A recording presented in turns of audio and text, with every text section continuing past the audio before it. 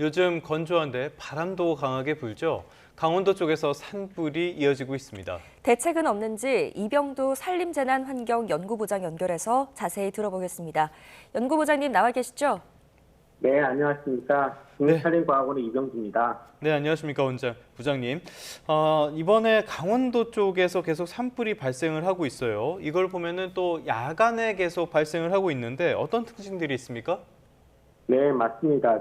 인제, 양양 산불 모두 해가 진 후, 즉 야간에 산불이 발생했다는 점과 또 최근 강원 지역에 내려진 건조특보 쪽에서 발생했다는 특징이 있습니다.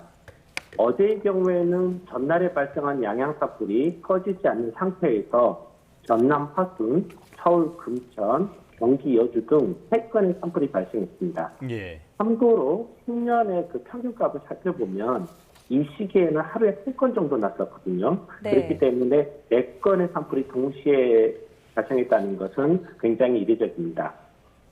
네, 이렇게 4건의 산불이 동시에 발생할 만큼 대기가 건조한 상황인데 그 특징을 다시 한번 좀 짚어주신다면요.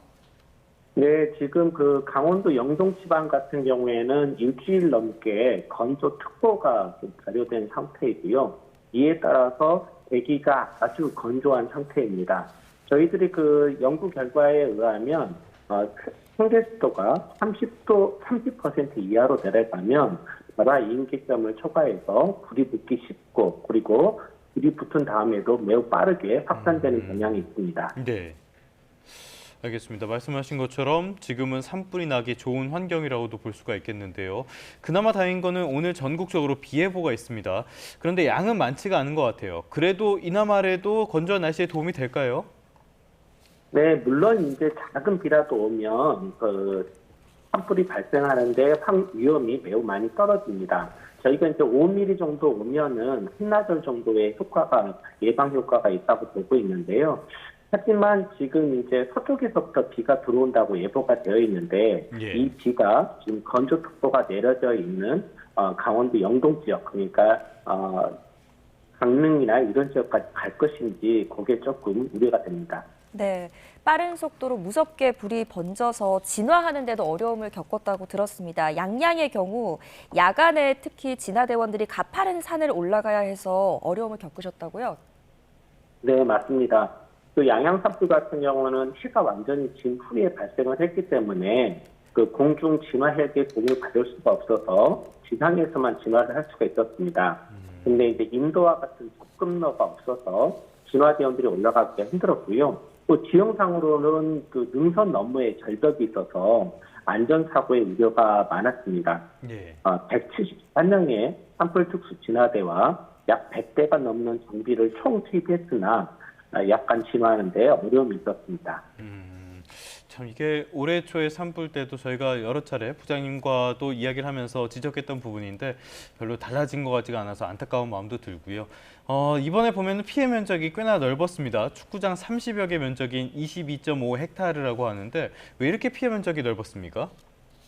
네, 일반적으로 봄철 산불보다는 가을철 산불은 피해 면적이 작은 것이 좀 특징인데요. 예. 가을 산불 시기는 좀 넓었습니다.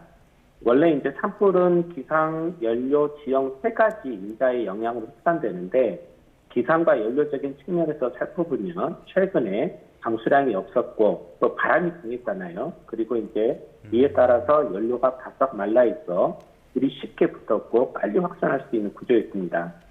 방금 말씀드렸지만은 진화일권도 좀 좋지는 않았습니다. 예. 야간에 발생해서 공중 진화 헬기의 지원 없이 지상에서만 진화를 했어야 됐는데 지상에서만 진화한 것 치고는 그래도 야간에 적극적으로 진화를 해서 진화 효율이 좀 높았던 것으로 보입니다. 네, 걱정되는 게 아직까지 날씨가 많이 건조하고 바람도 많이 불고 있기 때문에 현재 진화가 완료된 상태라고 해도 산불이 다시 발화할 가능성이 있을까요? 네, 언제든지 재발화할 수 있는 가능성이 있습니다. 국립산림과학원의 연구에 따르면 산불 진화 후 3일 후 또는 길게는 일주일 후에도 남아있는 잔불이 재발화될 수 있는데요. 네. 지금 산림청에서는 주불이 진화된 후에도 진화대원들이 현장에 계속 남아서 잔불을 지속적으로 감시하면서 연기가 올라가면 즉각 진화하고 있습니다. 습을 진화 후에 이러한 잔불 감시가 더 어렵고 중요한 일입니다. 알겠습니다. 항상 산불이 날 때 보면요, 원인도 조사를 해야 되고 이것도 중요한데 이번에도 실화라는 이야기가 있습니다. 어떤 부분에서 이런 추정이 나오는 겁니까? 예, 지금 보면은 대부분의 지금 그 실화로 추정이 되고 있는데요. 예. 지금 산림청이 정확한 원인을 조사 검식 중에 있습니다. 하지만 그 원인을 추정을 해볼 수는 있는데, 그 보일러 재를 화목 보일러 재를 잘못 버렸다거나 아니면은 차량 화재가 비화가 된다거나 아니면 집에서 난 그 화재가 숯불로 옮겨 붙는다거나 이러한 경향이 최근 계속 진행이 되고 있습니다. 예. 그 우리나라의 산불 통계도 살펴보면요, 매년 한 546건의 산불이 발생하는데 자연적인 원인, 이제 번개와 같은 원인으로 발생하는 산불은 1년에 평균 2건에 불과합니다. 즉 99%가 대부분 다 인위적인 원인이고 실화인 것을 알 수 있습니다. 네. 이번 그 강원 지역의 대형 산불, 올해 봄에도 동해안에 대형 산불이 있었는데 그때의 산불과 특징을 좀 비교를 해주신다면요. 네, 올해 이제 3월에 그 정말 가슴 아픈 일이 있었죠. 그렇죠. 광주길에 가장 재앙적인 산불을 겪었는데 방금 말씀드린 바와 같이 원인적인 측면에서 살펴보면 대부분 생활권에서 실수한 그 실화라는 공통점이 있고요. 네. 또 바람이 불고 건조한 상태에서는 마տն부 씨가 결과를 예측할 수 없을 정도의 재앙적인 산불을 야기할 수 있다는 공통점이 있습니다. 이 부분에 대해서는 매우 주의해야 될 것 같습니다. 알겠습니다. 주의를 말씀해 주셨는데요. 끝으로 이 산불은 결국엔 발생 이후의 진화보다는 예방이 더 중요할 것 같아요. 산에 오를 때 주의할 점 어떤 게 있을까요? 네, 맞습니다. 지금 12월 15일까지 산불 조심 기간인데요. 사람 위에 발생하는 산불은 개개인의 인식 전환과 철저한 예방 활동을 막을 수 있습니다. 그냥 습관적으로 간헐적으로 하는 쓰레기소가 농산 부산물 수확 등은 불법이고요. 특히 방심하면 언젠가는 산불로 이어집니다. 사람들이 제가 초밥을 할 때에는 언제든지 쉽게 불을 끌 수 있다고 생각하지만 그렇지 않습니다. 건조하고 바람이 부는 환경에서는 어느 순간 통제를 벗어나 산불로 이어집니다. 실수로 산불을 내더라도 3년 이하의 징역과 3천만 원 이하의 벌금을 받을 수 있습니다. 모든 재난이 마찬가지로 진화보다는 예방이 최우선입니다. 국민 한 분 한 분의 관심과 참여만이 산불로 인한 피해를 줄일 수 있습니다.